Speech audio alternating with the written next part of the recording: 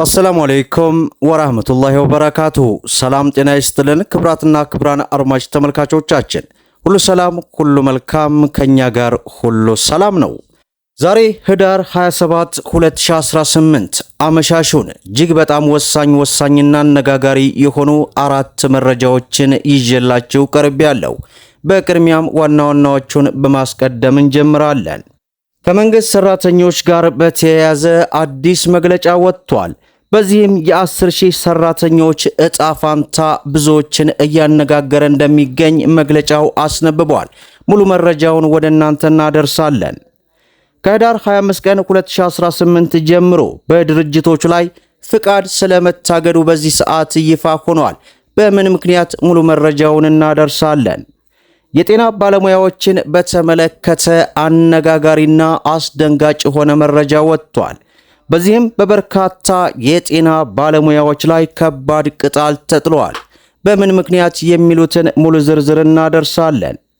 የሁለቱ ግዙፍ ድርጅቶች ትንቅንቅን በተመለከተም አመሻሹን አነጋጋሪ መግለጫ ወጥቷል።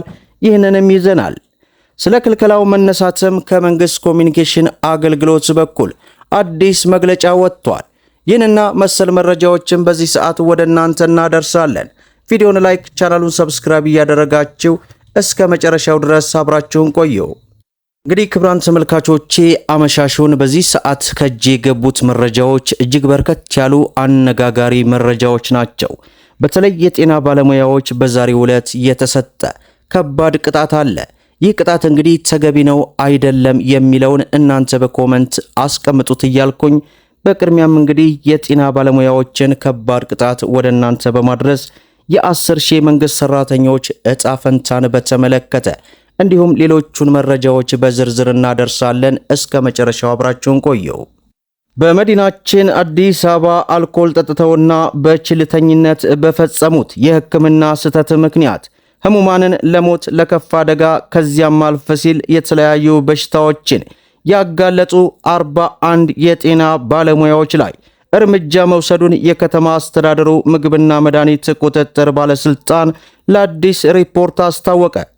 ከቀላል እስከ ከፍተኛ ቀዶ ጥገና መደረግ ባልነበረባቸው ታካሚዎች ላይ ስህተት መፈጸሙን፣ አግባብ የሕክምና የጎደለው አገልግሎት ማከናወንና ምንነታቸው የማይታወቅ መድኃኒቶችን ያለ አግባብ በመርፌ መልክ የሰጡ ባለሙያዎች ላይ የሙያ ፍቃድ እንዲሰረዝ መደረጉን በባለስልጣኑ የጤና ተቋምና ባለሙያዎች ቁጥጥር ዳይሬክተር አቶ ገልገሎ ተናገሩ።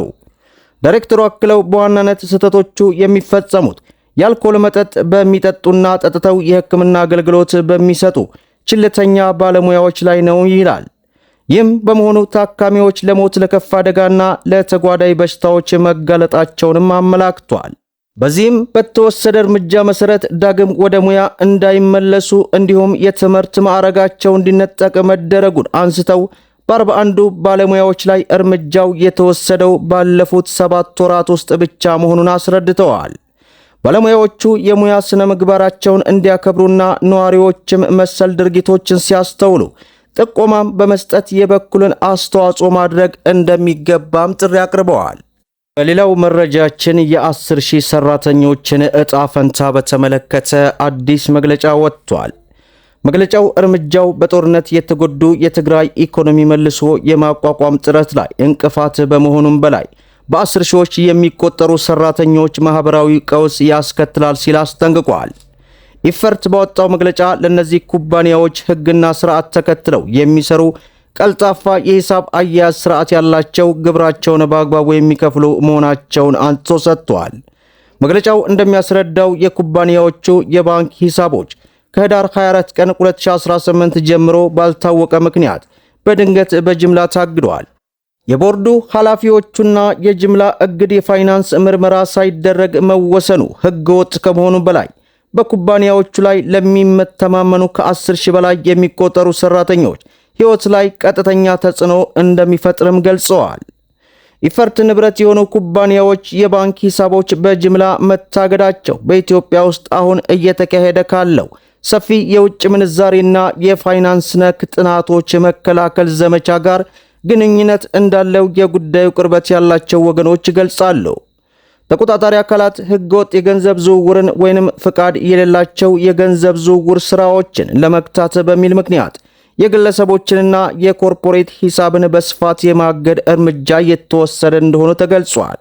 እንደ ካፒታል መረጃ ከሆነ ምንም እንኳን ኢፈርት ኩባንያዎች ህጋዊና ግብር ከፋይ በማለት ቢከለከሉም ሂሳቦቹ የታገዱበት ምክንያት በይፋ ባይገለጽም በሰፊው የጸረ ህገወጥ ፋይናንስ ዘመቻ ስር ሊመደቡ እንደሚችል አስረድተዋል። ይሁን እንጂ የኢፈርት ዋና ቅሬታ ደግሞ ኩባንያዎቹ በዚህ ሰፊ ዘመቻ ስር ቢካተቱም ለእገዳው ምክንያት የሆነውን የፋይናንስ ምርመራ ሲያገኙ በጅምላ ታግደዋል የሚል ነው።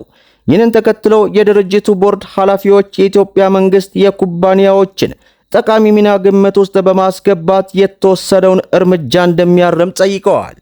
በሌላው መረጃችን በጂንካ በተከሰተው የማርበርግ ቫይረስ ስርጭት ምክንያት ተጥሎ የነበረው የህዝብ ማመላለሻ ተሽከርካሪዎች እንቅስቃሴ ክልከላ መነሳቱን የአሪዞን መንግስት ኮሚኒኬሽን ኃላፊ አቶ ደመላሽ ለቲክቫህ ኢትዮጵያ ተናገሩ።